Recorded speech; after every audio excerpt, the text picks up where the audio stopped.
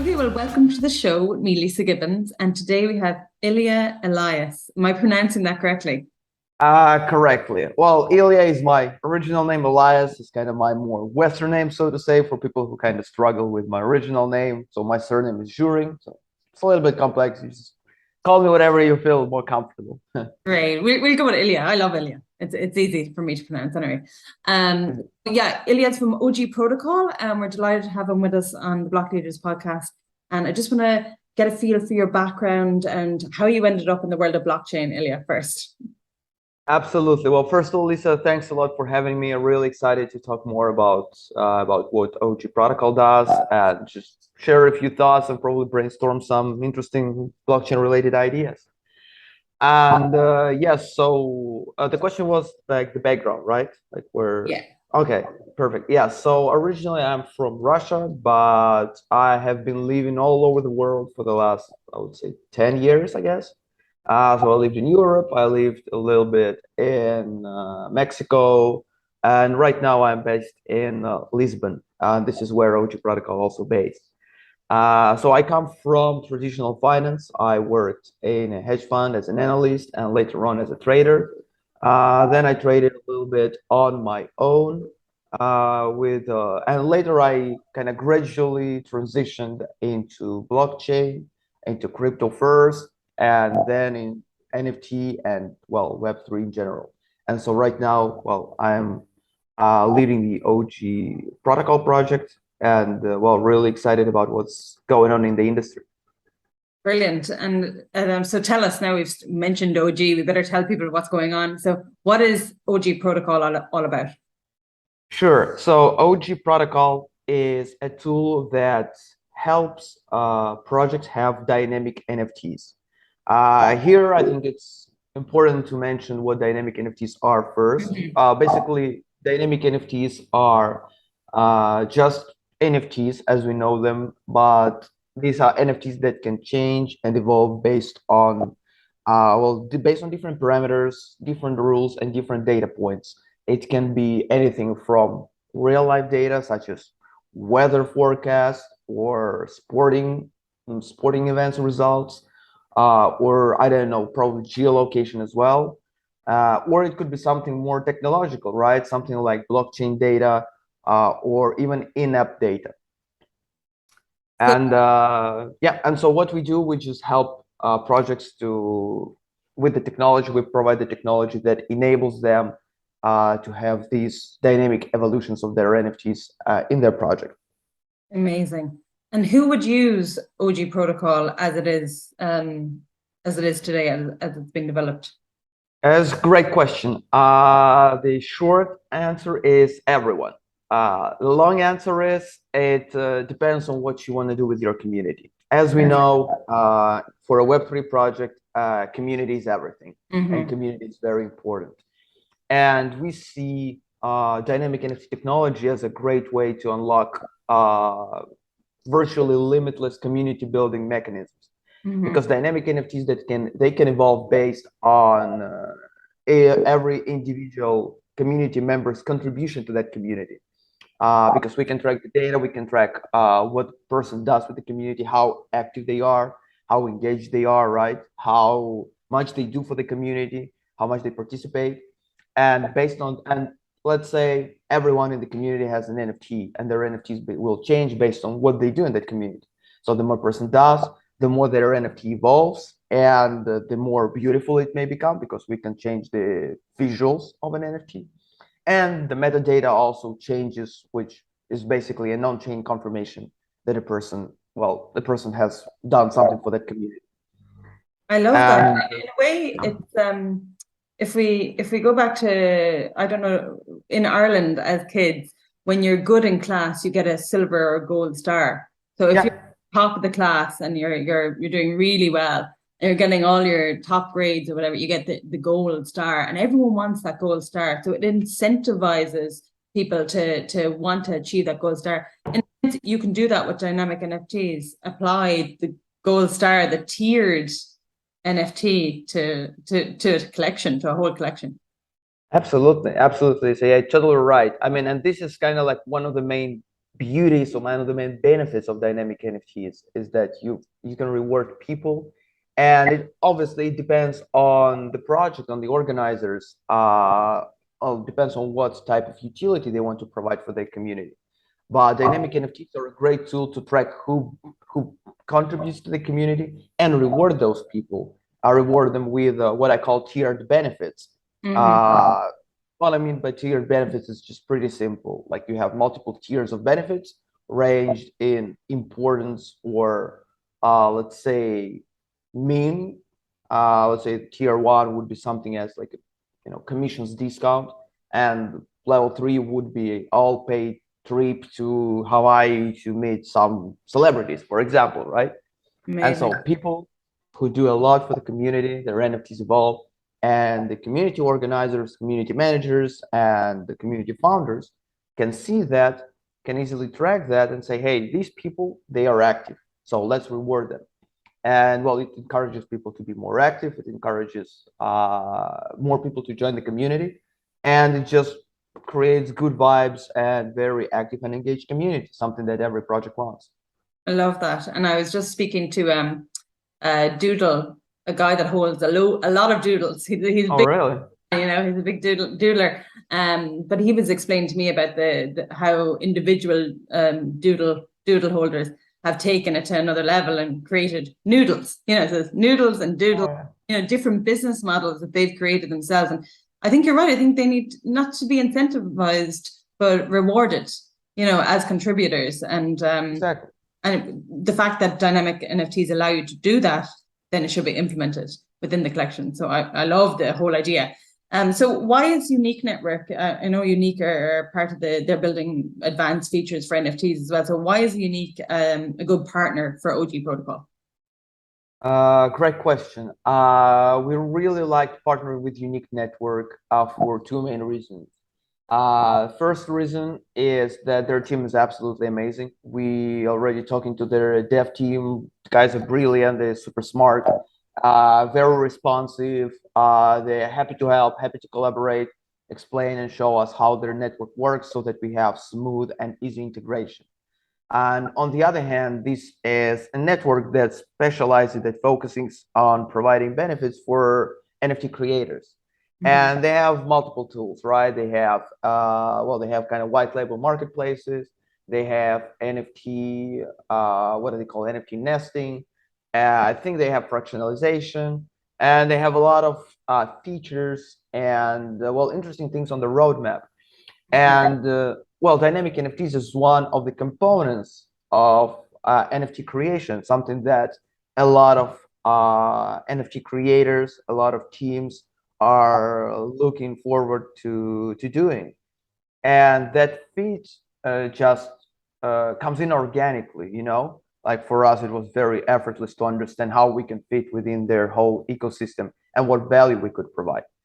Yeah, I agree with you. I love their team. They're so together. They're such a team. Oh yeah. A team. Yeah.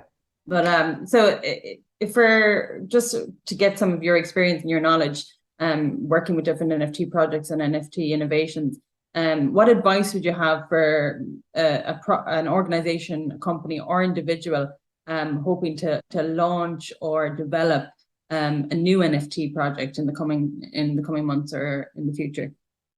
It's a very great question, Lisa. And now I think this question is more relevant than ever. Because I mean, the thing is that I would say the context really changed. Like when we look at NFTs from 2021, when there were like these crazy bored apes and doodles and bored lions or what have you, like all types of animals, going up in price for no apparent reason. Everybody thought that NFTs are about some random images and just about creating 10,000 individual NFTs. Bringing some people to Discord and to Twitter and just, trying to make it work and kind of sell it all and, enjoy the games. I believe that now people become more conscious. Well, bear market doesn't really help.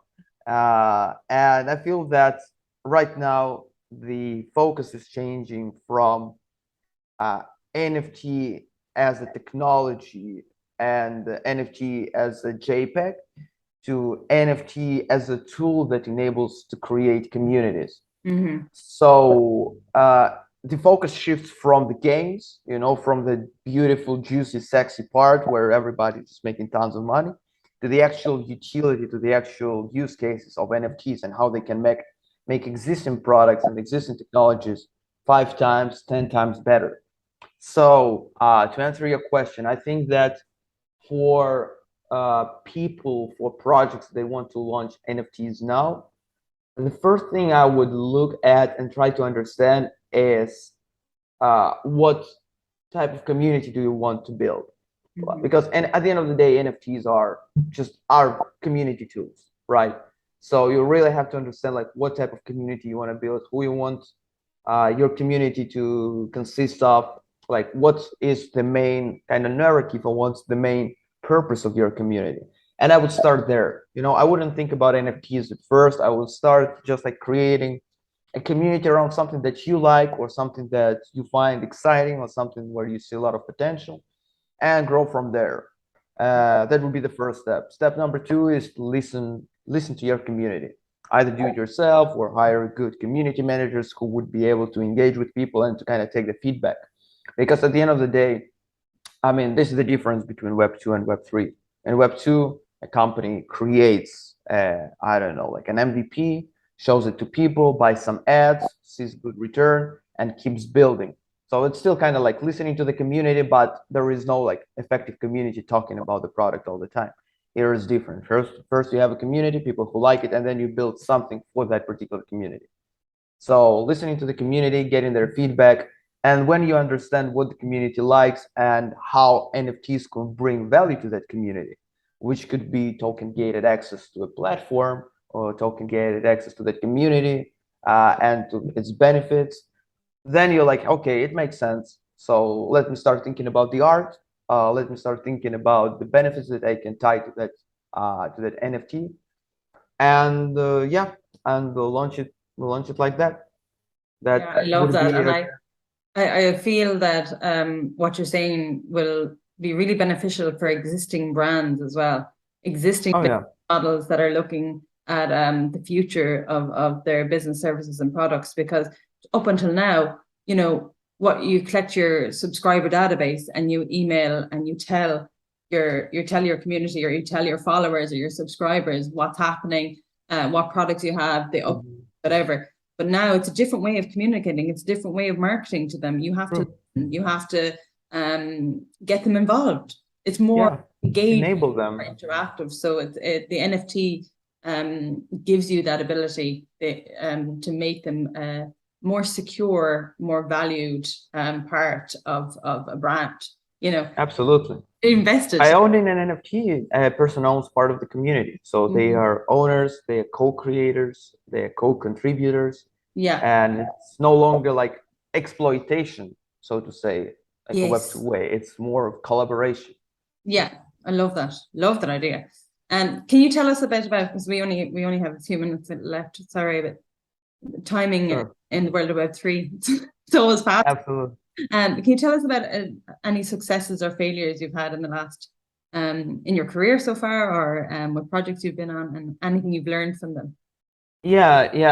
Well, definitely had a couple, a few, more than a few probably, and probably one of my biggest failures, even though I don't really like to call them failures because in retrospect, it seems like the best decision ever.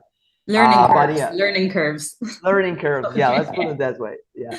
And so I had to pivot in my career. Luckily, it was early on. Well, as I mentioned, I come from traditional finance, and I used to be a trader for a while, and I was profitable, but I wasn't really making that much money. And for me, it was a nerve wreck. Trading is just very emotional for me. And for me, I really struggle to kind of always keep my emotions in check, keep my head cool and focus on what's going right now rather than, falling into one of the biases in one of the, let's say, like, rather than like doing something that you're not supposed to do while trading. And so I did that for a while. I understood at some point that, I mean, my personality just is not fit for that. And I understood that even though this is something that I really loved and really enjoyed doing, like with all my heart, with all my being, I just won't be able to make a living out of it. And even if I do, I will be miserable because every day it's about battling my emotions, you know, keeping my head in check. It was just very difficult for me. And so I kind of transitioned from that into more of a business development, into Web3. And I mean, it was definitely a very painful process. But in hindsight, like looking back, I was like, man, this was the best decision. I mean, I just can't imagine doing anything else right now, and I'm extremely happy. You know, I'm psyched to get up in the morning, do what I do. You know, build products, talk to people, meet new people, and I'm just really excited about where the industry is going, and it's going at a very high speed. And it's somewhat, I mean, in Web3, I get all the same benefits that I got from trading. But I don't have these nerve-wracking, you know, emotions that were associated with trading here. So it's like, that's just perfect. Oh, it's great. And that's a success to me. There's no failure there. And you end up in the right place where you're supposed to be. It's definitely a success. And besides blockchain, so myself, you, and everyone that's probably going to listen to this interested in the world of blockchain and Web3. But what are your other passions? What are you up to out there in Lisbon? It's a great question. To be honest, a huge chunk of my time goes to work. So it's blockchain, it's NFT. But I really like learning about metaverses as well, which is still kind of blockchain, but not really. You know, it's mostly about it's mostly about, I would say, 3D assets and about how the future of marketing and human interaction will look like. So I'm really excited about learning about that. And I obviously try to take some time off the screens. One of the kind of hobbies that I want to pick up is surfing, something I want to try to learn. And I mean, Lisbon, Portugal in general is a great place for that. And yeah, I like really partying from time to time, reading books about psychology, about marketing, something I'm really excited about. Yeah, and traveling, obviously. I mean, Lisbon is a great place to travel to a lot of other places for free. And working in Web3 always helps. There are always great conferences going on, and so you always have an excuse to take a few days off your routine and go elsewhere. Amazing. Yeah, I'm heading out to Gibraltar next week or the week after for a conference, and I can't wait. It's great that you're working you to new places. Yeah, surfing, you're definitely in the right place for the surf. Surfers over there in Porto and all up along the northern coast as well. So you'll have to travel up. So can you tell us a little bit before we head off? Can you tell us a little bit about the plans for the future of OG Protocol and where we can find more information? Sure. So the best place to find the information would probably be the website if you want to have an overview. However, if you want to talk, ask questions, you know, meet the team, feel free to drop by in our Twitter. We don't not that active on Discord now, but our Twitter and our Telegram chat would be the best place to go. Or you can hit me up directly. I'm always open to chat, open to talk, and really meet all the builders and enthusiasts of Web3. As for the plans, we have, I would say, an extensive roadmap that we are constantly polishing and improving to make sure that we are building the right things and things that people will actually need. We are going to integrate on multiple blockchains in the near future. We're already working with Ethereum and Flow. Near is our, well, obviously unique network, and Near is our kind of next milestone. We're already talking to people there, really excited about what they are building. Yeah, expand to more blockchains. Will improve our flow with dynamic NFTs and try to create tailored solutions for different use cases such as charities, play to earn games, move to earn games, probably metaverses, so that every kind of like use case has its own tailored solution because their needs are still pretty different. And we want to make sure that everyone gets what they want and build dynamic NFTs in the way that they want it to be. You mentioned use cases the last time we spoke, actually, and they were very interesting. So just give us you don't have to go into, you can't name names just yet.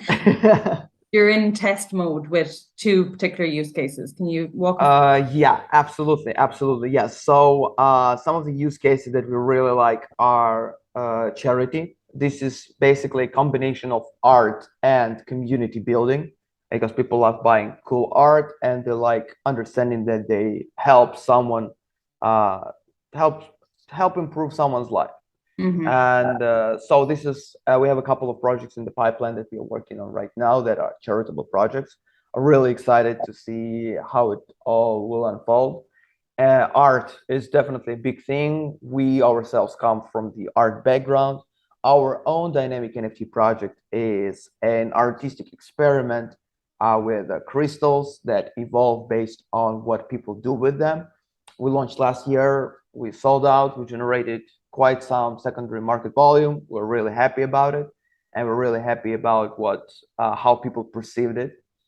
So art would be the second thing, and then any consumer-facing Web3 projects such as play to earn games, move to earns. We're talking to a couple of move to earn projects right now, where you really want people to be engaged and to see that their activity in the app is rewarded and have this like instant feedback loop that dynamic NFTs can actually provide.